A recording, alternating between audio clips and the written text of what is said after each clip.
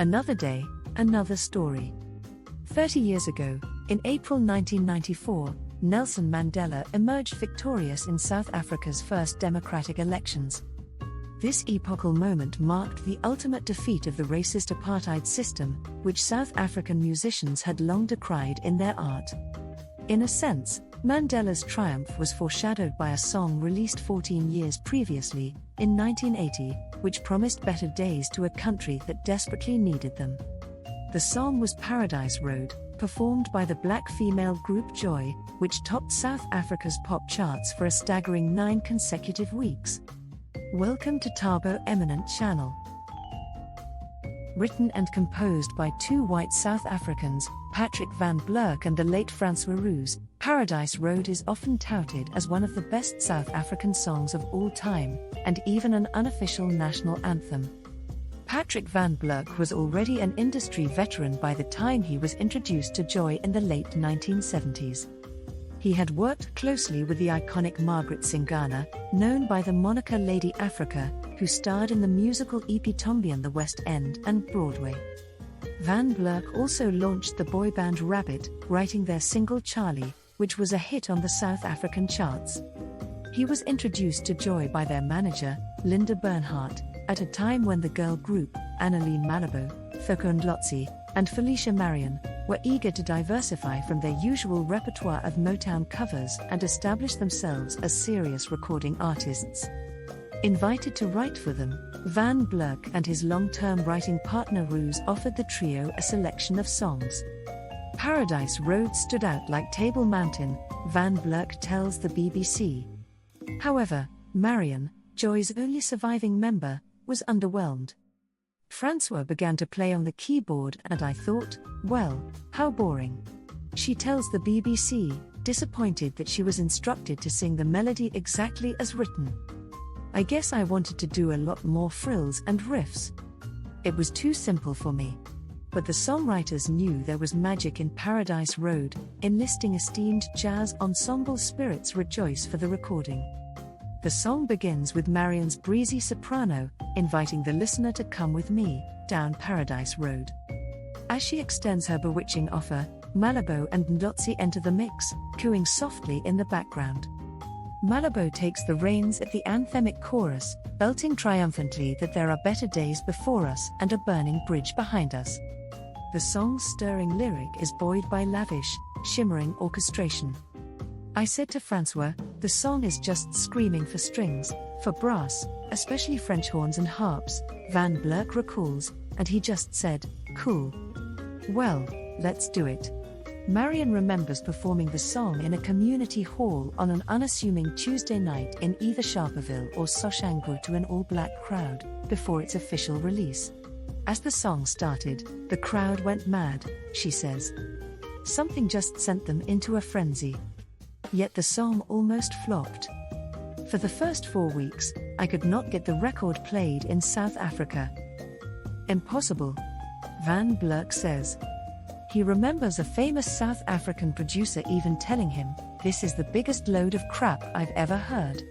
You cannot use strings and brass and French horns and harps on a black South African record. It's unheard of." But Van Blerk persisted. He presented the song to industry rival and radio personality David Gresham, who hosted a daily program on the South African Broadcasting Corporation. I thought it was the best song I'd heard in the whole year. I couldn't believe that such a great song had been turned down, Gresham tells the BBC, suggesting that commercial radio discriminated against the song on racial grounds. I think they were anti-supporting South African music, maybe because Joy were not white artists, he says. Gresham proceeded to go hell-bent for leather in playing Paradise Road relentlessly. It became a huge hit. Paradise Road reached #1 on South Africa's Springbok charts on the 1st of August 1980, replacing Marty Webb's Take That Look Off Your Face, and stayed there for more than 2 months. According to this archive of South African chart history, Joy were the first and only black South African act to hit the top spot on the Springbok radio charts. As Gwen Ansell writes in her book Soweto Blues, Paradise Road's crossover success demonstrated the impossibility of maintaining strict divisions between the music of South Africa's various communities. The fact that the song attracted fans across all racial strata was a further kick to the white supremacy, journalist Bongani Madondo wrote in the Daily Maverick. Joy went on to win 2 SARI Awards, South Africa's then equivalent of the Grammys, for Best Vocal Group and Best English Album.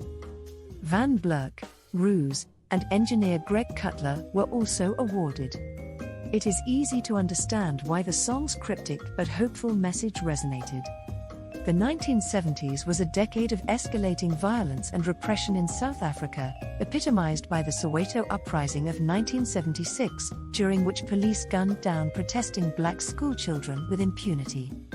The following year, Black Consciousness Movement leader Steve Biko was killed in state custody. Unlike the explicitly anti-apartheid music of, say, Hugh Masekela and Miriam Makeba, Paradise Road didn't dwell on the injustices of the present but instead offered a prescient glimpse into a more peaceful future.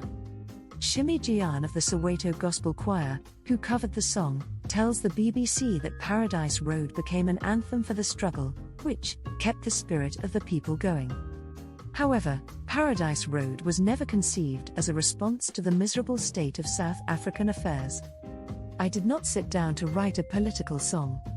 I did not sit down to write a preaching song. I just wrote what came, Van Blerk says. I've always been a very political creature. And I was very aware on every level of what was happening. It must have just seeped into my psyche and consciousness. The song gave people hope that one day they will be walking through Paradise Road, opined Ndlotsi in a 1993 interview. Marion echoes this sentiment and notes how the song provided comfort to South Africa's political exiles. However, she concedes that, in certain ways, these did not turn out to be the better days that we had hoped for, citing high levels of crime, corruption, and unemployment in present-day South Africa. Seismic feeling. Attempts were made to make Paradise Road a hit internationally. Joy made their first British television appearance on Marty Kane's eponymous BBC show and embarked on a UK tour. Van Blerk remembers playing the song to a radio DJ in Birmingham. After the song played, the presenter said to me, "That is absolutely fantastic. What language are they singing in?" Van Blerk sighs. "I learnt that certain non-South African ears could not really make sense of Joy's diction. I was absolutely shocked, but it wasn't the first time that it rose up." In New York, Van Blerk's pitch to Cotillion Records was interrupted by the news that US President Ronald Reagan had been shot. A deal was never struck, and the song struggled to gain traction elsewhere. Subsequent bids to heighten the song's profile outside South Africa were also unsuccessful. A version recorded by soul singer Dobie Gray for the 1988 film Hold My Hand I'm Dying was never released commercially. Discussions for artists like Dusty Springfield, Lulu, Cliff Richard and, much later, Josh Groban and Michael Bublé to cover the song never bore fruit. Van Blerk remains touched by the song's enduring popularity. "If I croak tomorrow, people will still be playing and singing Paradise Road," he says with a wink. And that's a wonderful thought. Thanks for watching. Request you to subscribe the channel.